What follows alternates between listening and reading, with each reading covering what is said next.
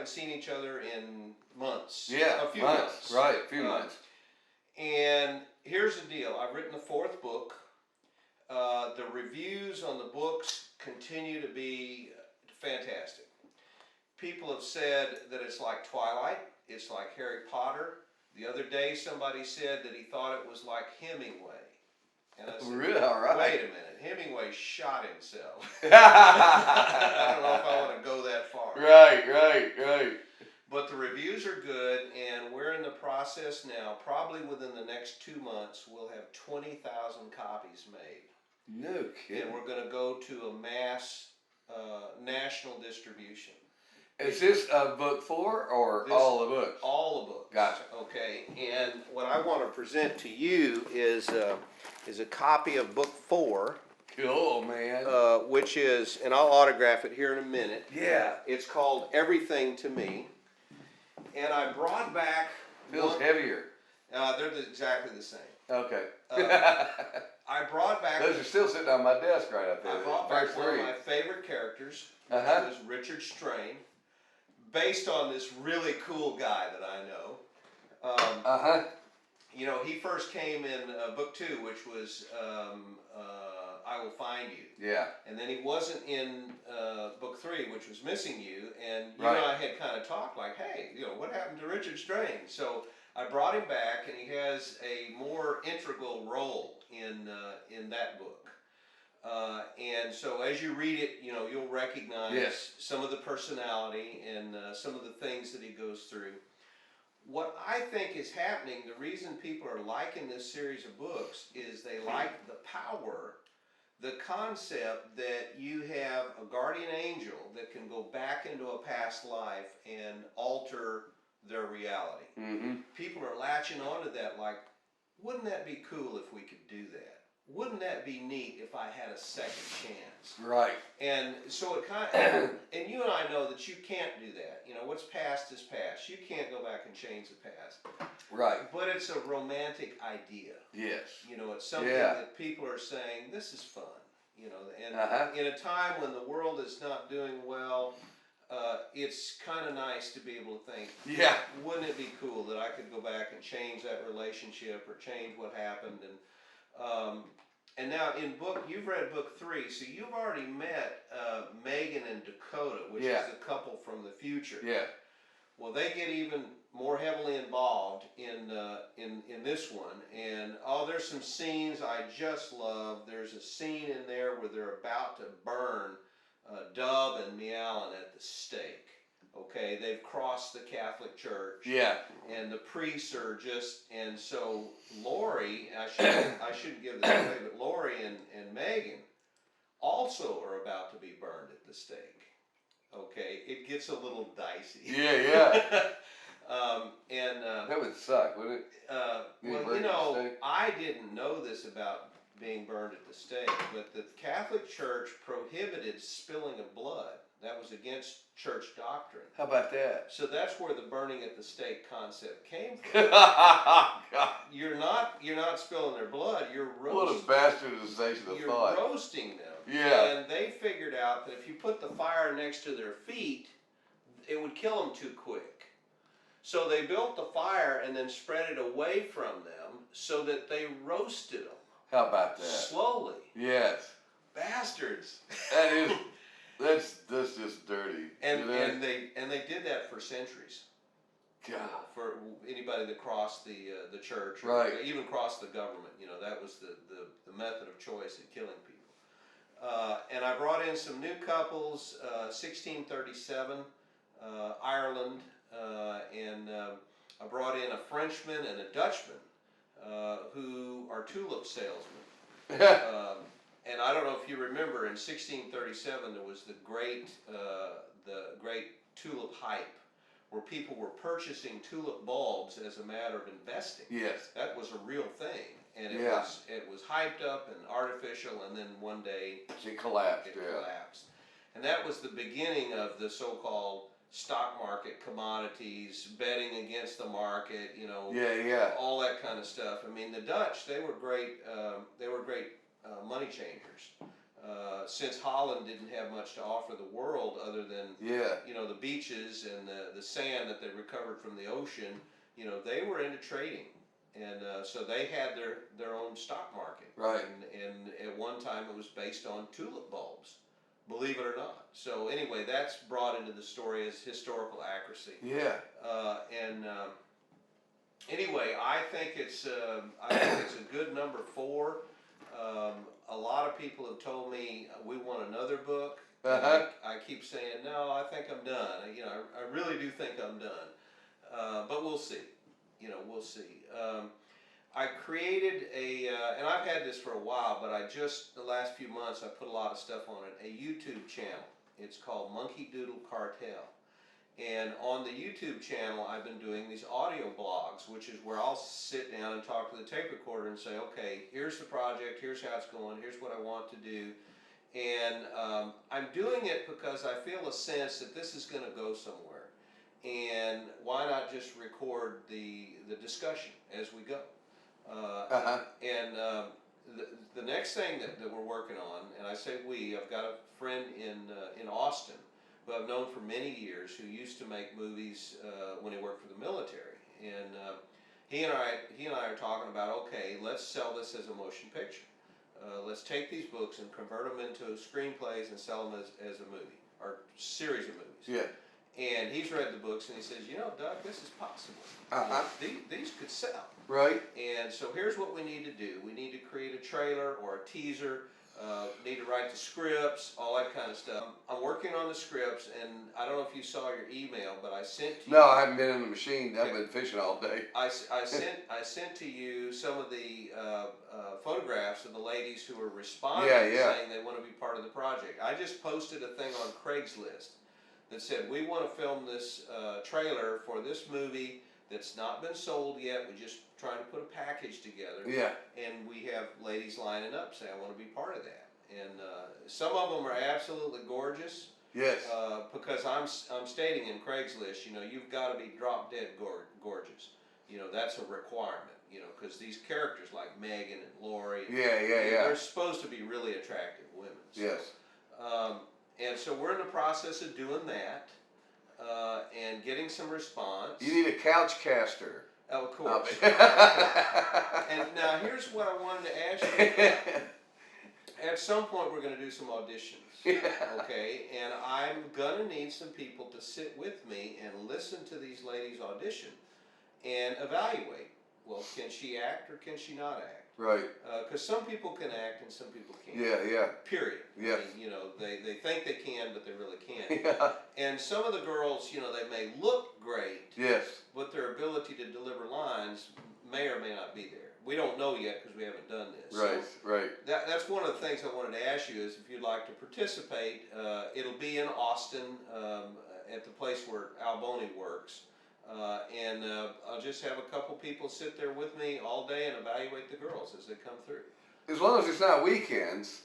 Yeah, that's right. We were talking about a Saturday, and you're busy on Saturdays. Almost every single one, you know what I mean? And that's yeah, okay. Well, we'll see how that works. That might be a deal breaker. What time of day on Saturday? We were talking about doing it noon until 6. Which is better for me, but I can't guarantee anything. Yeah, you know what I mean? And now if you're expecting me to show up, I gotta. Your region, does it include Austin or not? It does, but it's 75 to 80% San Antonio. You know what I mean? So you might have to dash from Austin to San Antonio. You got it. That's a time issue. Yes, it is. All right. Well, we'll cover that bridge when we. All right. There you go. Now, another question I have for you: have you done any acting? Nah, not really. Would you consider doing some acting? Maybe, I'm not much of a thespian, I tend to be, a very practical person. It's hard for me to even carry on, when people carry on a ruse with somebody for a little while, whatever, Right. that's something that's just not a strength of mine, you know, to be able to carry that on. I don't know why, you Right, know? and that's what acting is to put on this character. Yeah. That doesn't come native to me. Now, here's what we would, and I've thought about this, I've been wanting to ask you this for a while. In filming the trailer, what that means is we're going to take certain sequences out of the book. You've seen trailers at the theater. Yes, and a of little course. of this, and a little of this, and a Yeah, little yeah, of this, exactly. and edit together to make an exciting Yes. deal. Right. Well, and whoever does the trailer will not necessarily end up in the motion picture. Right. Chances are they won't. The purpose of the trailer is to go to the money people and say, I see, yeah. here's the story, here's the script, here's the books, here's what it looks like on film. Now give us $100 million. You know, Yes. that it's that kind of sales package. Got it. Okay. If somebody says yes, we'll give you money, then they're going to start dictating who the actors are. You know, they're not going to let me choose the actors. That makes sense. I mean, I would certainly try to choose the Right, actors. right. Most likely they're going to say, okay, we like your book, kid. You got it, you're right. You know, But you're in our realm now. we're professionals. Yeah, here, yeah, you know. got it. We'll tell you who can act and who can't. But I wanted to put together a credible trailer. And I thought, who better to play Richard Strain than the guy that it's based on? And I think that would be easy for you. That I could do. That you could do. Yes. And I wouldn't have to go Because I wouldn't be acting. I wouldn't have to go find somebody that looks like you. Right. You know, so Right. anyway, I wanted to throw that out as a possibility. Yeah, I would do that for sure. Because, you know, like I say, that I wouldn't have to act. You know what I mean? I would have to take direction how I presented it, but I wouldn't have to act. Right, so, right. Yeah. No, you'd be playing yourself, basically. Yes, And, yeah. And now the sequences that I would film, I don't know if you know this about me, that when I wrote this, I want to play the character of Wallace, who is the Right. psychologist. Exactly. Well, wonder why. Yeah. Well, because basically that's my personality. Yeah. When I wrote this thing originally, I did it with the intent of, okay, someday if we ever do a movie, here's an opportunity to act in a movie. Yeah. Now, the Hollywood people are going to come along and say, no, you guys don't have any background. Yeah. But I would remind them, have you ever heard of Sylvester Stallone? Have you ever seen a movie called Rocky? Right. You know, he wrote and directed, and the 5 pictures, same concept. Sylvester Stallone played himself, and he became a big star. Yes. And there's plenty of cases where you have writer, director doing movies, and they were nobody when they started. Right. You just have to convince Hollywood, the money people, You got it. that you can do a credible job. Yes. Uh-huh. You know, it's a reason to do something. Yeah, yes. You know, as you know, I do the newspaper on a regular basis and all these other things, but this is exciting, and I see potential. The reviews on the books are just blowing my mind. Got it. And I certainly have enjoyed them and looking forward to reading this one. So, you know, right. what does that say? I mean, we've got at least a good story to start with, and this is at the very beginning. And that's why I said, well, I want to do an audio blog. So if we're successful, if 2 or 3 or 4 or 5 years down the road, we're standing there in front of the Academy Awards, accepting awards, Yeah. then we can say, well, here's how it happened. Yeah. You know, you start with an idea, you have a dream, you don't give up, you keep working, you experience what you believe. So, Yeah. Anyway, that's what we're about. That's what's cooking. And I hadn't seen you in a while. Wanted to bring you that book. Yeah, thank you so much, man. I wrote that in a little bit of December and January of this year. God, that's amazing. And so I actually wrote 4 books in less than a year. Yeah. And I've never done that before. And not many people have. Nothing I've ever written has had this kind of return. You know, people saying, "Wow, this is cool." Right. So there you have it. That's where we're at. Cool, man. Cool. I love it. I love the cover. It's pretty.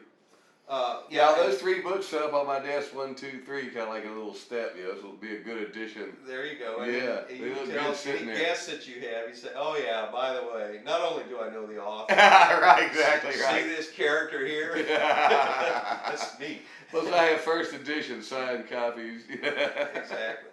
And when we get the mass market printing, then I'm going to go out Excuse me. to the big talk shows and the bookstores and all that kind of stuff, and attempt to generate the interest to get it out on a wide scale. Right. The test marketing has all been plus. It's all been positive. And so I don't know why I shouldn't go the next step. You know, I could put the books on a shelf and forget it, or I could say, you know, maybe this is it. Maybe this is what I should be doing. Yeah, right. There you go. And so, yeah, I'm excited.